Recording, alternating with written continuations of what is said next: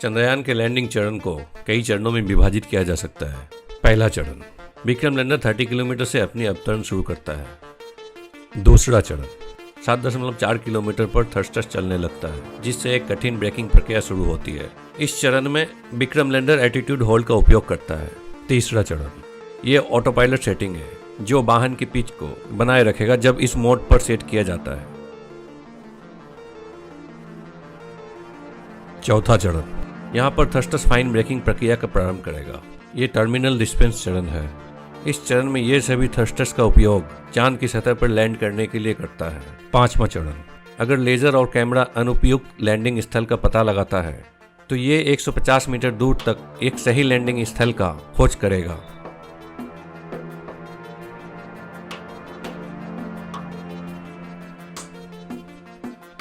आइए कदम कदम प्रक्रिया में देखते हैं ये कैसे लैंड होता है। Step number 1, Vikram lander Chandrayaan 3 का एक महत्वपूर्ण हिस्सा है। अभी अपने लैंडिंग स्थल से 745 किलोमीटर की दूरी पर है। अब ये अभी चांद से 30 किलोमीटर ऊपर मंडरा रहा है और इसकी गति लगभग 1.6 किलोमीटर पर सेकंड है। स्टेप नंबर 2, अब अपनी सीटों पर कसकर बैठिए। केवल 690 सेकंड में कुछ शानदार होने वाला है। चंद्रयान 3 के विक्रम लैंडर अपने 4 थ्रस्टर्स को चालू कर रहा है, जिसका तुलनात्मक रूप इसे साइकिल में ब्रेक लगाने के साथ तुलना कर सकते हैं। इस सूझबूझ से बदली हुई मैन्यूवर्स मानव रचना ने एक नियंत्रित धीरे से रोकथाम की प्रक्रिया का शुरुआत किया है, जिससे लैंडर को चंद्रमा की सतह के करीब पहुंचने में मार्गदर्शन किया जाएगा। स्टेप नंबर 3, अब वो पल आ गया है जिसका हमें बेसब्री से इंतजार था। ऑनबोर्ड कंप्यूटर ने इशारा किया है और अगले 73 सेकंड में विक्रम लैंडर अपना अंतिम चरण कंप्लीट करेगा। 4 थ्रस्टर्स एक समकालीन रूप से समन्वित होंगे ताकि एक सॉफ्ट लैंडिंग का अनुभव प्राप्त किया जा सके।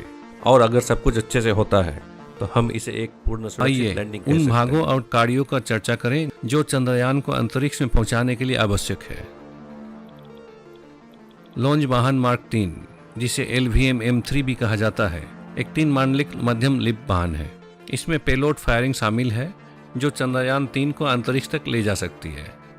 चंद्रयान 3 एक स्वदेशी प्रोपेलर मॉड्यूल, एक लैंडर मॉड्यूल और एक रोवर से मिलकर बनाई गई है। आइए इस रॉकेट को प्रक्षेपित करने का मूल कदम कदम प्रक्रिया को देखें। स्टेप नंबर 1, रॉकेट का फंक्शनलिटी चरणबद्ध दहन से प्रभावित है, जिसमें मुख्य और सहायक बूस्टर्स दोनों के लिए तरल ईंधन इंजनों का उपयोग किया गया है। मुख्य चरण को प्रेरित करने के लिए विकास इंजन का उपयोग किया जाता है। साथ ही प्रारंभिक प्रक्षेपण चरणों के दौरान 2 ठोस ईंधन बूस्टर अतिरिक्त ताकत प्रदान करते हैं।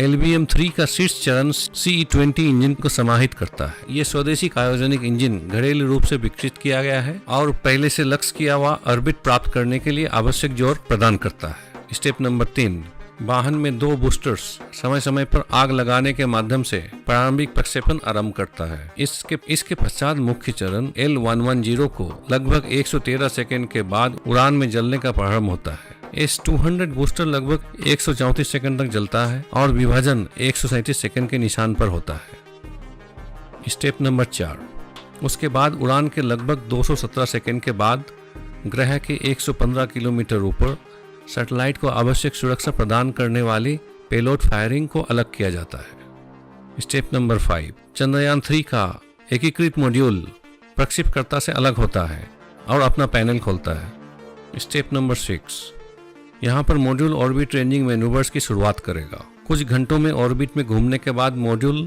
सूरज की दिशा में ओरिएंटेशन बदलेगा। ये भूमि के चारों ओर लगभग 5 ऑर्बिट घूमेगा। सामान्य भाषा में इसे वे लोग एक स्लिंगशॉट तकनीक कहते हैं, जिसमें भूमि का गुरुत्वाकर्षण, खिंचाव और आंतरिक थ्रस्टर्स का उपयोग करके चंद्रमा की भूमि का ऑर्बिट प्राप्त करने के लिए किया जाता है। स्टेप नंबर 7, इस चरण पर मॉड्यूल चंद्रमा भूमि ऑर्बिट में कैद हो जाएगा। फिर ये थ्रस्टर्स को मॉड्यूल की गति धीमी करने के लिए उपयोग करेगा। स्टेप नंबर 8, लैंडर ऑर्बिटर से अलग हो जाता है। स्टेप नंबर 9, लूनर ऑर्बिटर को अलग करने के बाद भी ये चंद्रमा की सतह को संभावित उड़ान कार्यों के लिए स्कैन करना जारी रखेगा। स्टेप नंबर 10, तब लैंडर उन प्रक्रिया को शुरुआत करेगा जैसे कि इस एनिमेशन में दिखाया गया है। स्टेप नंबर 11, सफल सॉफ्ट लैंडिंग के बाद लैंडर अपना दरवाजा खोलेगा वैज्ञानिक अनुसंधान करने और अन्वेषण करने के लिए। जैसे कि इस एनिमेशन में दिखाया गया है। रोचक बात यह है कि चंद्रमा के साउथ पोल पर लूना 25 की लैंडिंग हो रही है। ये चंद्रमा के सबसे ठंडे हिस्सों में से एक है और माना जाता है कि यहाँ पानी है जिसके आउटर स्पेस में तरल सोना हो सकता है। लैंडिंग के बाद चंद्रयान 3 मिशन एक चंद्र दिवस तक काम करेगा। ये 14 पृथ्वी दिनों का बराबर होता है, जैसे कि इस एनिमेशन में दिखाया गया है। चंद्रमा के साउथ पोल में अत्यधिक ठंडी के कारण हर एक इक्विपमेंट फ्रीज हो जाता है। ये इसलिए होता है क्योंकि उस स्थान पर सूर्य की किरण नहीं आ पाती है। रूसी लूना 25 बर्फीली तापमान को भी सहन कर सकता है, क्योंकि रात्रि में यह प्लूटोनियम के साथ हीट उत्पन्न करने के लिए रेडियो आइसोटोप उपकरण का उपयोग करता है। हम ओरिजिनल 4K 3D एनिमेशन बनाते हैं, जिसमें सिर्फ 2 एनिमेटर पूरा दिन काम करते हैं। इसलिए कृपया हमारी वीडियो का समर्थन करें और चैनल को सब्सक्राइब करें, जिससे हमें और भी इंजीनियरिंग एनिमेशन बनाने में हौसला मिलेगी।